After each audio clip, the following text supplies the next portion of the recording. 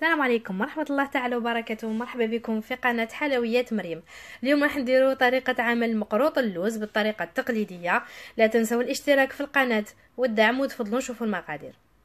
هنا عندي كيلو من اللوز ابيض ومطحون رقيق جدا، وهنايا تاني عندي قشور ليمون، من الاحسن يكون ليمون الاخضر القرص الاخضر 2 حبات كبار.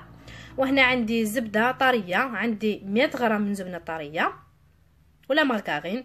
هنا عندي 400 غرام من السكر العادي، وعندي هنا تانيك الفانيليا، وعندي 2 بياض بيض، عفوا 2 بيضات كاملين و2 صفار بيض.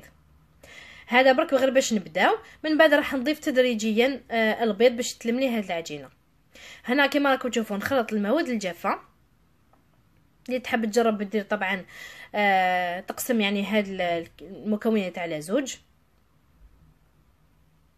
نحرك كلش مع بعض هاد المواد الجافه. هنايا راح نواسي هاد الزبده كما راكم تشوفوا، راح نعجنها مليح مع هاد اللوز والسكر، ونبدا نضيف البيض اللي كنت ضربته. قلت لكم 2 صفار بيض، نعاود لكم باش ما نغلطش، 2 صفار بيض و2 بيضات كاملين. لكن هنايا راح نزيد من بعد، راح نزيد تاني يعني زدت مادام عندي كيلو لوز يعني ضاعفت الكميه كما راكم تشوفوا.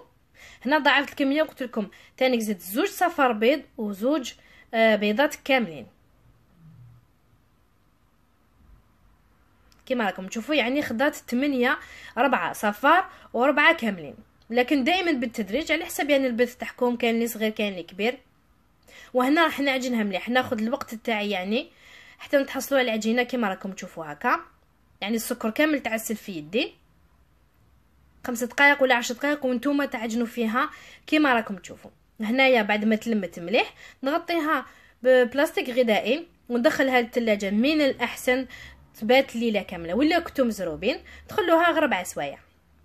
هنا بعد ما ارتاحت نقسم، هنايا نقسمها على 4، وهنا راح نشكلها كما راكم تشوفوا هكذا حربوش، ونبدا نقطع مقروطات كما راكم تشوفوا. هنايا راح نعبر بالاولى اللي درتها ونقسم عليها كما راكم تشوفوا باش تجيكم كامل على حبه. هنا نجيب الصينيه تاعي والفرن تاعي شعلته على 160 درجه. هنا كما راكم تشوفوا لازم نخدموهم بهذه الطريقه، ما نخلوهمش هكذاك، لازم نسقموهم مليح، خاصه يعني الحواف هذوك. هنا نحطهم في صينيه وندخلهم للفرن، يعني ياخذوا اللون ابيض. راح نوري لكم هكذا ماشي يحمروا بزاف، تقريبا نخلوهم 15 حتى 20 دقيقه كما راكم تشوفوا. لازم يقعدوا هكذا ما تحمروهمش باش ما يجوكمش يعني يابسين. هنا عندي مزهر، قلت لكم على الطريقه التقليديه، عندي غير مزهر، وهنايا عندي سكر غلاس اللي هو السكر الناعم اللي غربلته عفوا 2 مرات 2 مرات وانا نصير فيه هكذا باش يجيكم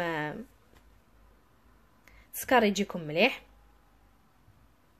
هنا كما راكم تشوفوا غطست وحده داخل السكر، نغلق عليها نسمى نغمدها في السكر ونخليها، ونزيد وحده ثانيه تانيك ونخليها يعني تحكم مليح تشرب مليح هذاك السكر، ونبداو نضغطوا عليها كما راكم تشوفوا في كامل الجوانب. نضغطوها مليح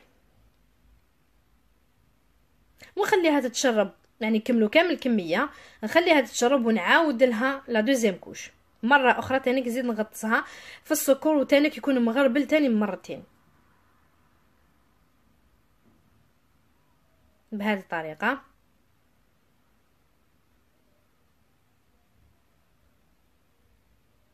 كما راكم تشوفوا هذا كان طلب تاع عده يعني اخوات يطلبوه لي تانيك من مده. فوالا نتحصلوا هكذايا على هذا الشكل، ونكمل انايا كامل الكميه. وهاوليكم مقروط اللوز بعد ما كملته، وكيلو راهو دار لي تقريبا من 75 حتى 80 حبه. نوري لكم هنا قسمت لكم حبه على 2 باش تشوفوها. اتمنى انكم تجربوا هذه الوصفه وتعجبكم. نقول لكم اليوم ملتقى والسلام عليكم.